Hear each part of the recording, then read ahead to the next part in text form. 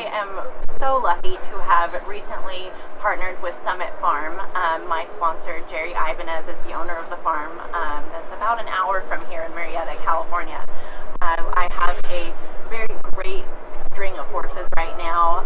One I'm sure that everybody's heard of is First Apple, who's a 9-year-old stallion who I am competing in the small tour with the hopes to be on the Pan American team this year. And I also have a group of up-and-coming young horses, from 4-year-olds all the way through to small tour and Grand Prix horses that will hopefully support my dreams as I move forward in trying to represent the U.S. Internationally. So going back to the very beginning, my dad actually bought me my first pony when I think it was before I could walk. I must have only been barely 2 years old. Her name was Copper, and she was a one-eyed 32-year-old quarter horse that came with all of her tack for $500. My mom was horrified because I think she had the picture of her little kid riding a perfect white pony in a very cute hunter outfit, and we got a one-eyed, very sweet horse with a lot of old Western tack that we also had no idea how to put together. So from that moment, I have been absolutely hooked, and I have ate, slept, drank, bought horses from the very beginning. And actually, when I was 10 years old, I told one of my first trainers, I said, I'm going to be a horse trainer, I'm going to go to the Olympics. My parents have always been very supportive of my dreams, but financially we were not really able to support the dreams. So from a young age, I knew that I had to work my way to get there. So I've actually been homeschooled through my whole career so that I could work for my trainers and work off the lessons and training and all of that. So I actually moved out when I was 15 and ended up working for B and Derek DeGrazia. I was a 3-day event rider originally, and so I moved there and I worked for them and ended up moving to Southern California when I was 16 and worked for a large training and sales barn. And then in 2012, I started my own business, and it was a kind of a leap of faith because obviously I was quite young, but I had had such good experience up until that point that I thought I could give it a good shot. So really shortly after, I started a sales business, and that was how I started to get my name out there and got a chance to ride some very nice horses. And recently, I had probably for a total of between 2 and 3 years, I had 50 horses in training with a large staff and a large sales program, and I just had a great time, super clients, great employees, and again, lots of riding time, which I think is so important.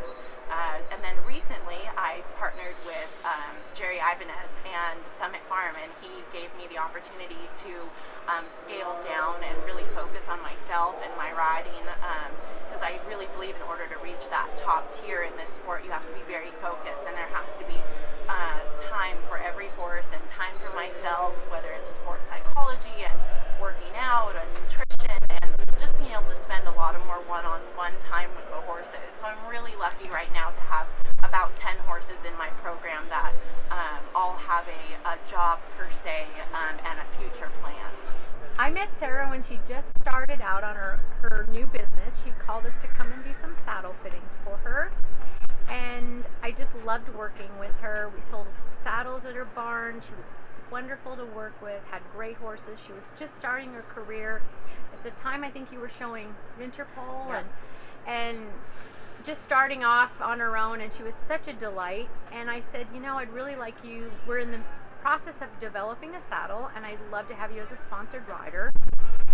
And things got delayed for research and development reasons, and I said, please wait for me, please wait. And she did, and she was my very first sponsored rider, and I'm still love her. Aww. And I'm so happy to have her on our N2 team. It's fantastic.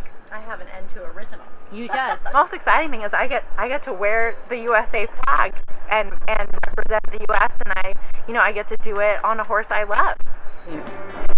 Well, I've worked with Sarah for several years now. I kind of saw her for the first time in the developing program when I was the developing coach, and she actually came up and trained with me for, what was that, a month or 2 months.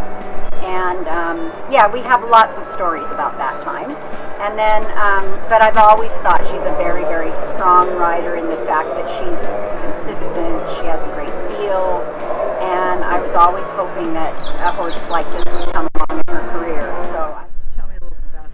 So Apple and we're just a very new partnership, and I found him completely by chance. We weren't looking at the time, but from the moment I sat on that horse, he was mine, and it actually brought tears to my eyes because it's the most incredible feeling. And you know, he's such a gentleman. He's a super worker, great work ethic, and he really tries really hard. Has never ever said no. I feel really fortunate to have such a talented horse with a great temperament as well. Cool. What's his breeding? His breeding is Vivaldi Part 2. So right now I have quite a few exciting horses coming up in the rankings. One is my 7-year-old mare, Belia, and we purchased her last year, and she was very successful in the young horse classes as a 6-year-old and made it to championships and shows super promise as a Grand Prix horse. So look for her coming out in the small tour soon. I also have an 8-year-old horse that I own myself, De Havilland. He is also very talented as a young horse, and I've been bringing him along carefully, and he will also hopefully debut in the small tour this winter. I have a 10-year-old that I actually purchased as a 5-year-old that will be showing Grand Prix this year, and he is one of the models for N2. You can see his gray butt all over the trailer. His name's Squid. Squid. We'll cut into that later. Cool. And I have a Super Frisian that is Jerry and Mai's pride and joy, who will be competing I1 this year. And I have a really talented 5-year-old Jazz Gelding that was very successful in the 4-year-old Young Horse Championships this last year, and he'll be coming out in the Young Horse classes this winter. Yes, I think in my experience in the past, just being able to sit on so many horses, so many types, and so many breeds, to be honest with you, it really gives me an edge, not just in my professional riding, but really in the sales. I have been very lucky to have a really successful sales business, and I feel like my past experience allows me to sit on a horse and evaluate it very quickly. And there's a few telltale signs that horses will always give you, and it's definitely a leg up to have felt things before on horses and know, or at least think we know, what's going to be coming along after you feel them. Her name was Susie Quillen, and that lady taught me really how to be a horseman.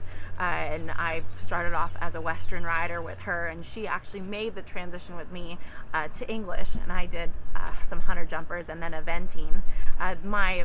One of my main dressage influences came really early with Shelley Edwards, and she put me on a bunch of her horses and really taught me what it meant to feel.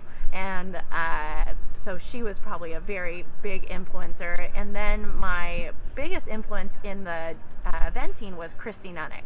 And Christy Nunnick taught me how to be a really brave rider and taught me everything I needed to know about eventing. And I've been really lucky since then to be influenced by a lot of top dressage professionals, and over the last 4 or 5 years, and currently my coach Scott Hassler, who has been by my side from the beginning and believes in me and is really teaching me to be one of those top tier riders. I can pick a horse that actually taught me the most.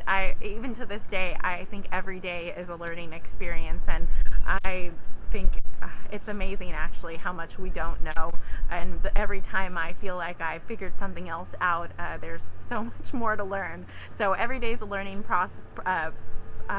Every day is a learning opportunity, and I just feel lucky to still be learning and having such great horses to do that on.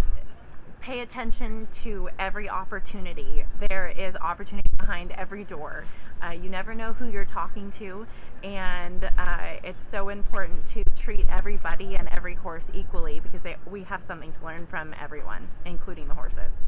I always listen to music. I have this called my quiet time. It's about an hour before my ride time, and my grooms and my team know that that's the time you just leave Sarah alone, and I always have my earphones in, and I I hate to admit, but I'm listening to some crazy rap music. Sarah Lockman are, I would say, ambitious, hardworking, and happy. Oh, a good horse, a cute dog, and a great margarita. 3 turnoffs is laziness, dishonesty, and a poorly turned out horse. I secretly wish I was a model, and I've been really lucky to have some opportunities to help showcase some companies and clothing lines, and I think that's fun. I mean, what girl doesn't like to have her hair and makeup done and have pretty pictures? Now, nobody should know I'm a horse trainer. So yes, the nails are done and the hair gets done, and I try not to look too dirty at the end of the day. Are you going to be our new glam girl of dressage? I could completely be the new glam girl of dressage, fashion forward for sure. Food for the rest, one type of food for the rest of your life, what would it be? So my answer is peanut butter and jelly. That is my absolute favorite food, is peanut butter and jelly. Oh. Super high end, I know. My favorite color is purple. How did that come about? You know what? I actually don't know. I've always liked purple. Pink is a little too girly, and the most important thing in my life right now is my career, as horrible as that might sound, and then definitely after that is my family. Yes, actually, all of us are. So my next sister to me, her name is Bridget, and she is a horse trainer up in northern Nevada in Reno. The next youngest sister is Angela, and she is a groom and barn manager and assistant trainer for a dressage barn down here in Southern California. And my youngest brother, Alex, spends part-time, he has a normal job, and the other part of the time he's a horseshoer. So we are definitely a horsey family. I'd say the first one would have had to be, my first horse. And I actually remember I must have been 4 or 5 years old, and we were not allowed to go get on the horses without parental guidance at that time. And I remember my mom and dad were busy, and I snuck out to the barn, and my horse Copper was laying down, and I crawled up on her when she was laying down, and my parents couldn't find me, and I actually couldn't get off. So I was still outside on the horse when they finally came to find me. So I would have to say that was one of them, and probably as kind of lame as I guess it sounds, we had many trips as a family going out on the trail. My whole family rides. So we would take I'm one of 4, so we would take 6 horses up in the mountains, and we'd go take the horses swimming and tie them to a tree and camp overnight. And so I think those are all my favorite memories. Again, everything to do with the horses.